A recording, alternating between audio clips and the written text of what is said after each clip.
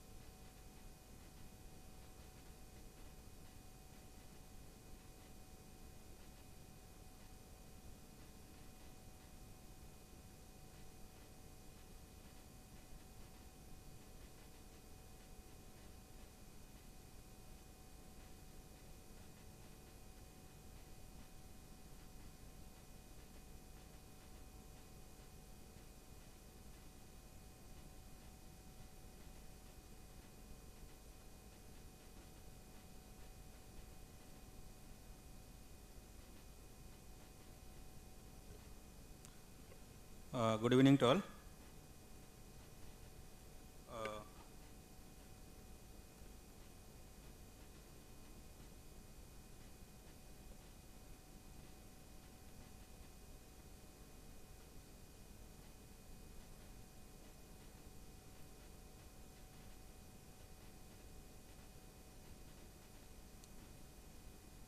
My presentation is Enhancing Livelihoods Through Module-Based Intervention in Farmer First Program, Impact of 7-Year Journey. Actually, ICAR has started a flagship program in 52 ICAR institutes as well as SAU in the name of Farmer First Program. Here first is farm innovation, resources, science and technology, where farmer will innovate themselves. So our NRRI Cuttack is one of the center. It started during 2016-17 with 4 villages initially. Then afterwards 4 more villages adopted. That is total 8 villages we have covered.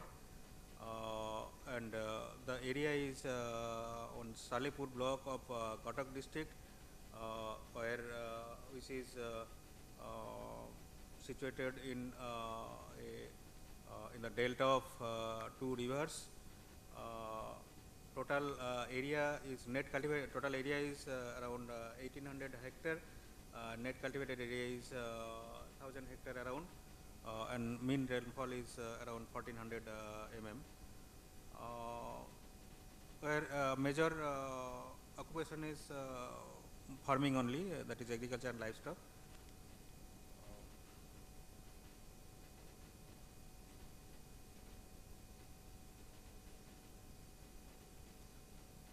The project was initiated with 4 major modules, that is crop based module, and we have adapted rice and pulses mostly in crop based module. Then second one is horticulture based module, that is vegetable and fruits. Third one is animal husbandry based module, that is poultry, duckery and aquaculture. And fourth one is enterprise based module, where we have taken up mushroom cultivation, vermicomposting, and later on some other enterprises also we have taken up. During these 7 years, under various modules, number of interventions we have mentioned here, and in crop based and horticulture based module we have taken up more number of interventions.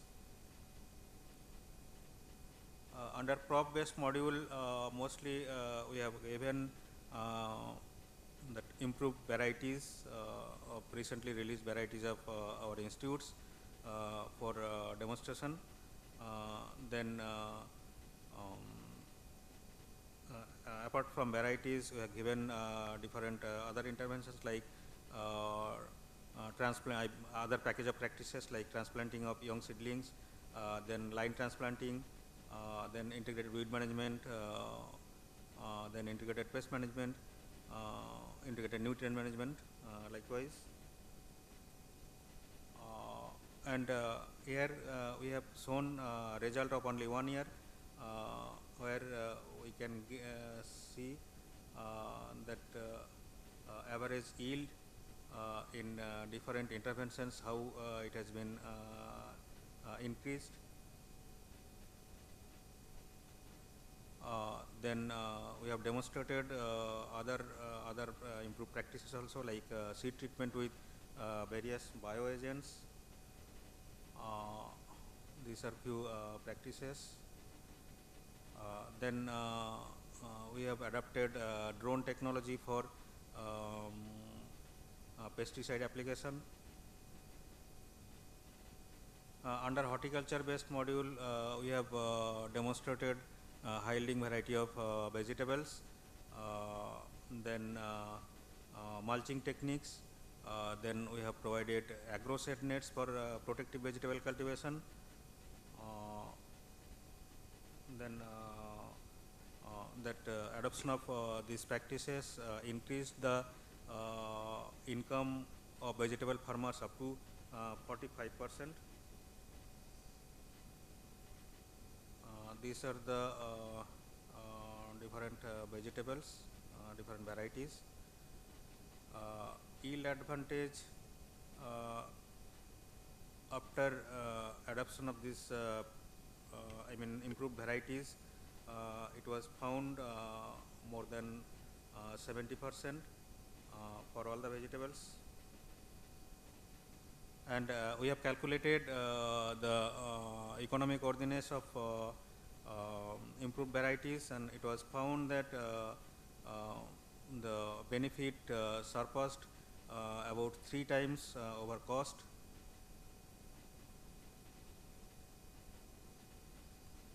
Then one of the important practices we have introduced, that is using potted seedlings and polymulching, then trellis in case of commercial vegetable cultivation practices, and it was observed that farmers are getting around the year income of up to 5 to 6 lakhs per year. Likewise, another practice, that is relay cropping in trellis system. In that case, farmers are getting around 7 to 8 lakhs per year, per acre per year.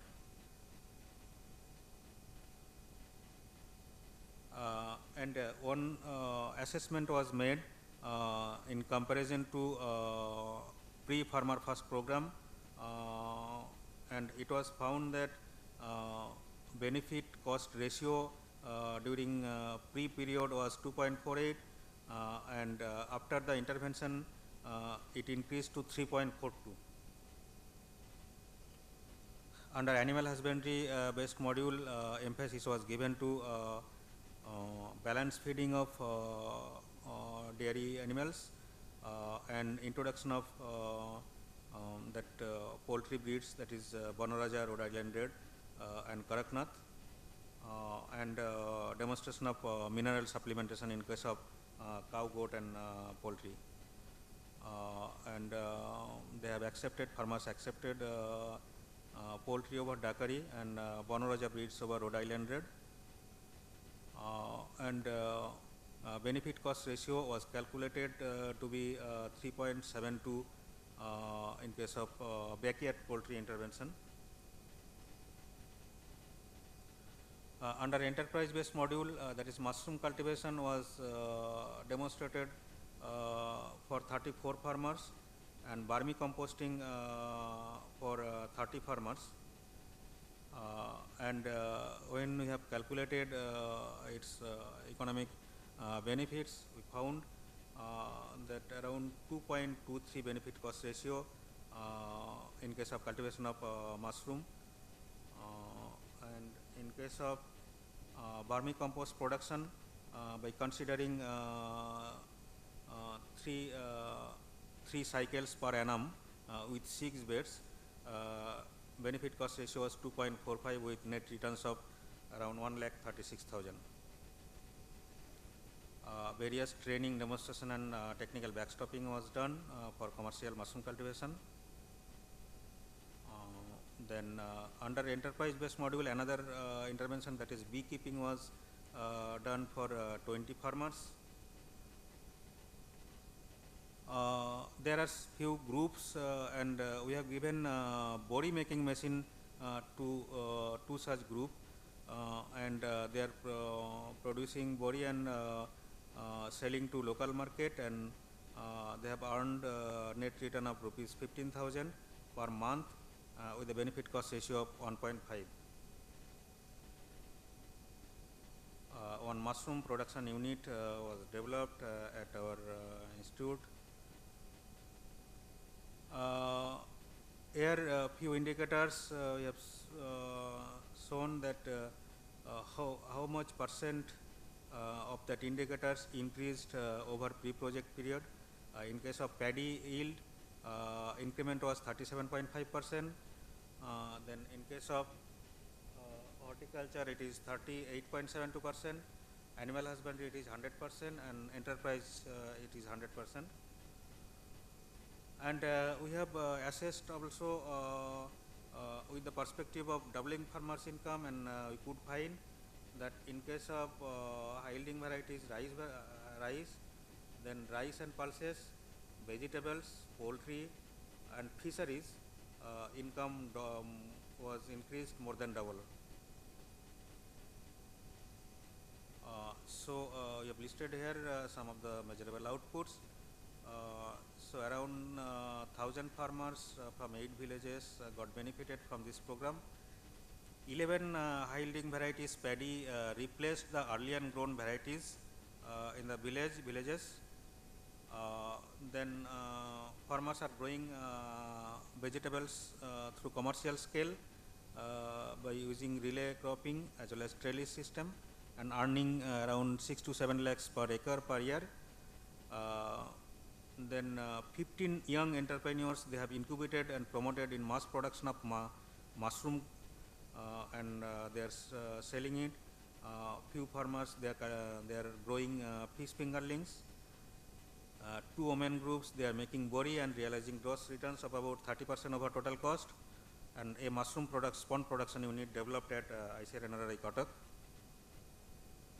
Here we have shown how many number of demonstration conducted over the years, as well as how many farmers adopted that particular intervention, that is particular interventions. Then linkages developed with various organizations over the period. These are few media coverages. Training programs conducted for the farmers. Few farmers awarded at national level at Pusa Krishi Vigyan Mela. So overall, there was significant increase in knowledge, skill and awareness of farmers, farmwomen and youths in the cluster, and their income has been increased substantially. So the livelihoods through Farmer First program at ICAR-NRRI Cuttack. Thank you.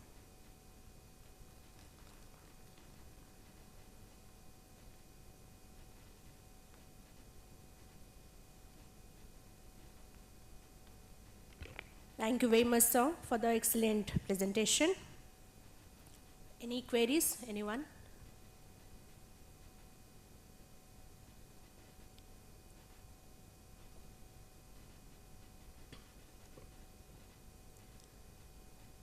If not, moving ahead, once again, give it off for Dr. Biswajit Mondal for the excellent presentation. Now, moving on, let's welcome Dr. Sudipta Paul from ICAR-NRRI Cuttack, and he is talking on insights into paddy farmers' price safety net through micro-level field investigations. Please welcome, sir.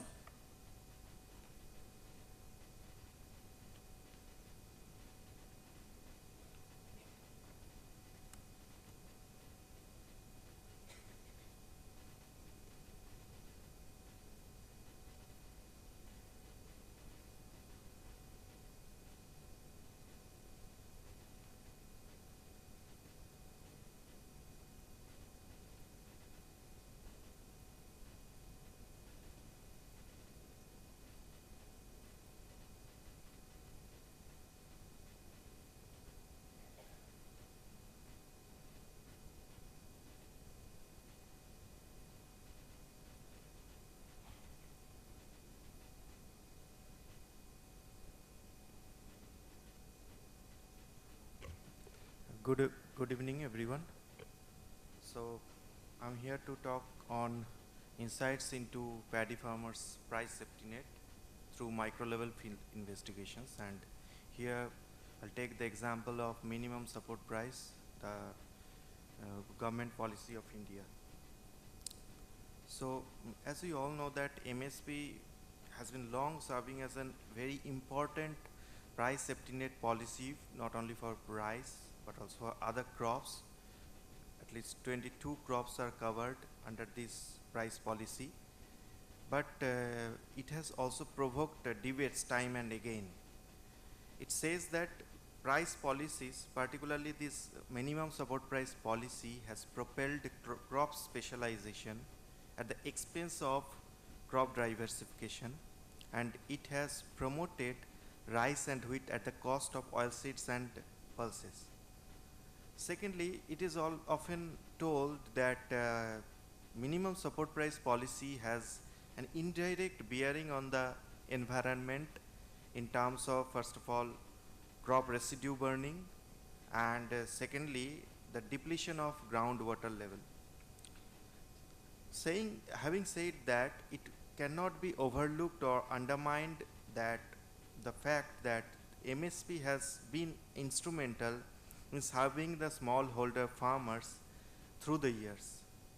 So that is why we take here the instance of MSP to state the importance of price policy to support particularly the smallholder farmers, and also we'll try to conclude on the sustainability of this price policy through our experiment.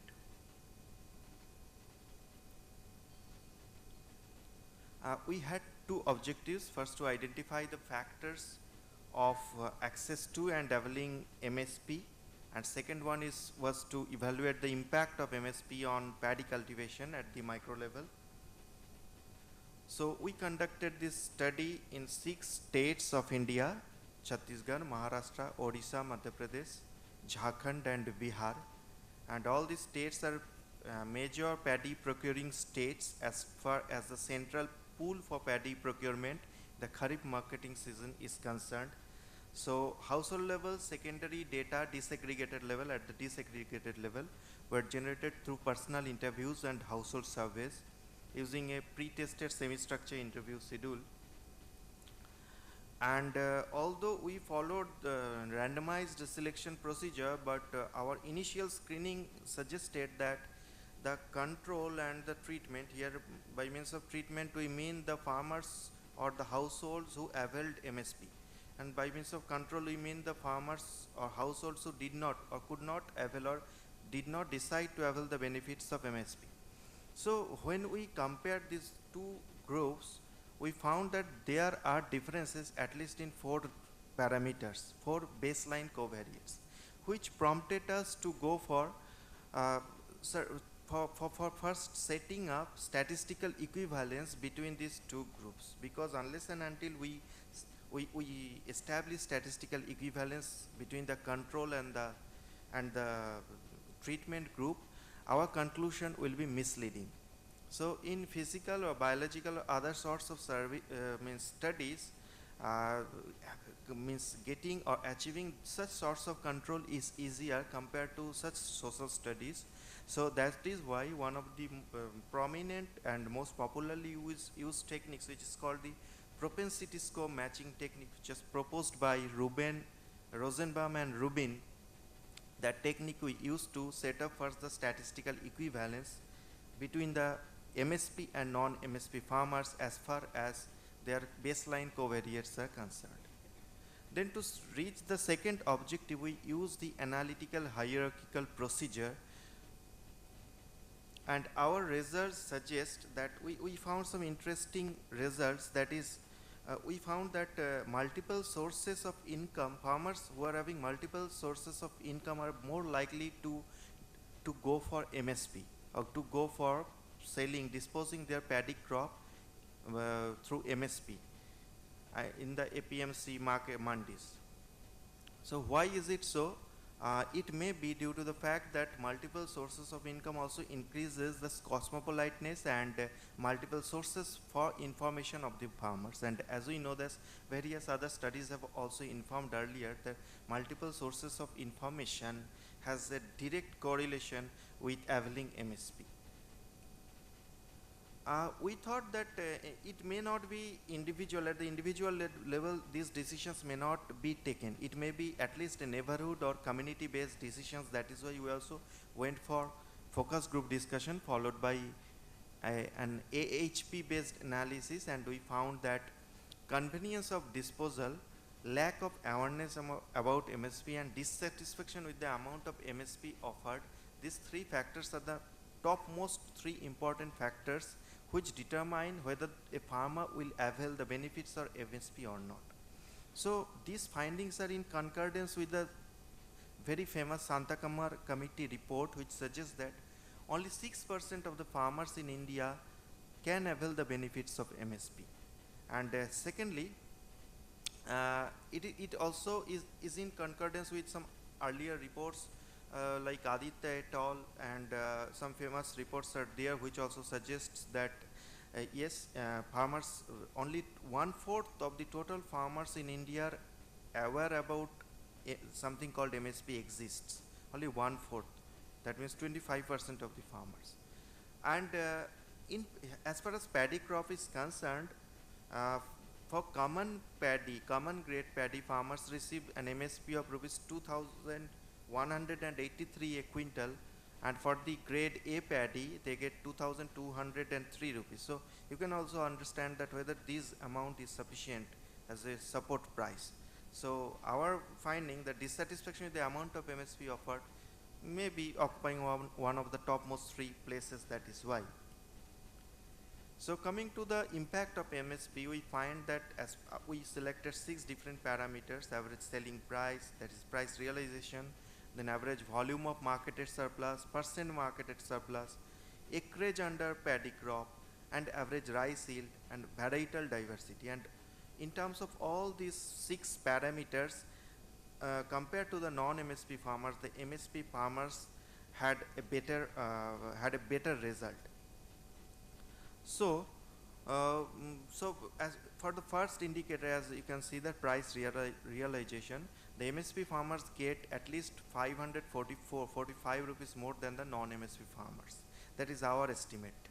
And as far as the marketed surplus is concerned, 10% at least may be the marketed surplus for the MSP farmers compared to the non-MSP farmers. Similarly, for the other parameters also, you can see that there is a distinct impact of MSP on rice farming at the micro level. So how credible these estimates are?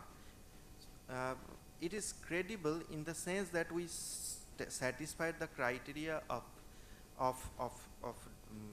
what is called your statistical equivalence in between the MSP and non-MSP farmers, and it can be seen through these 3 figures. For example, if you see that before matching, there was a huge gap between the MSP and non-MSP farmers in terms of area, means acreage, but after matching the gap reduced a lot.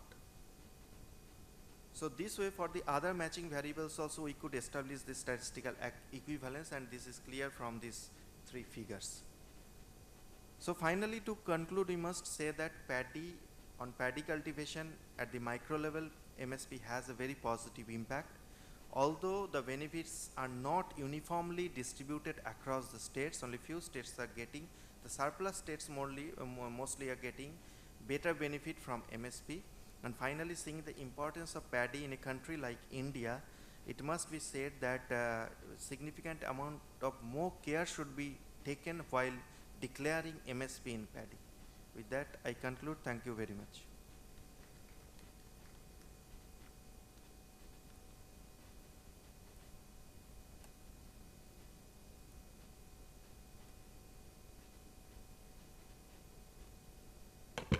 Thank you very much, Dr. Paul, for the wonderful presentation.